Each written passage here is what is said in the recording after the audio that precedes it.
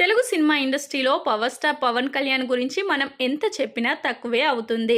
అయితే ఆయనకు ఉన్న క్రేజ్ మరే హీరోకి లేదు అని చెప్పడంలో ఎంత మాత్రం అతిశయోక్తి లేదు. ప్రస్తుతం ఉన్న సిచ్యువేషన్ బట్టి ఆయన అటు పాలిటిక్స్లో ఇటు సినిమాలలో రెండు చేసుకుంటూ ముందుకు సాగుతున్నారు. ఇక ఇలాంటి క్రమంలోనే ఆయన కొడుకు అయిన అకిరానందన్ సినిమా ఇండస్ట్రీకి ఎప్పుడు ఎంట్రీ ఇస్తున్నాడు అనే దానిపైనే సరైన క్లారిటీ అయితే రావడం లేదు. ఇక వాళ్ళ అమ్మ అయిన రేణు దేశాయ్ మాత్రం అకిరానందన్ ఇప్పుడప్పుడే హీరోగా చేయడు అంటూ ఆమె సోషల్ మీడియాలో ఇప్పటికే చాలా పోస్టులు పెడుతుంది. మరి పవన్ కళ్యాణ్ అభిమానులు మాత్రం అకిరా ఎంట్రీ ఇస్తే చూడాలని చాలా ఉత్సాహాన్ని వ్యక్తం చేస్తున్నారు.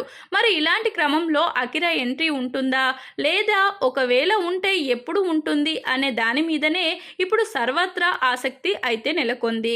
ఇక పవన్ కళ్యాణ్ మాత్రం తను చేసిన బద్రీ సినిమాని అకిరానందన్ చేత రీమేక్ చేయించాలని చూస్తున్నట్లుగా తెలుస్తుంది.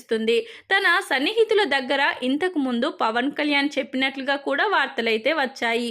మరి ఇప్పుడు కూడా బద్రీ సినిమాని రీమేక్ చేయాలనుకుంటున్నారా లేదంటే వేరే కొత్త స్టోరీతో అకిరానందన్ను ఇంట్రడ్యూస్ చేయబోతున్నారా అనే విషయాలు కూడా తెలియాల్సి ఉన్నాయి.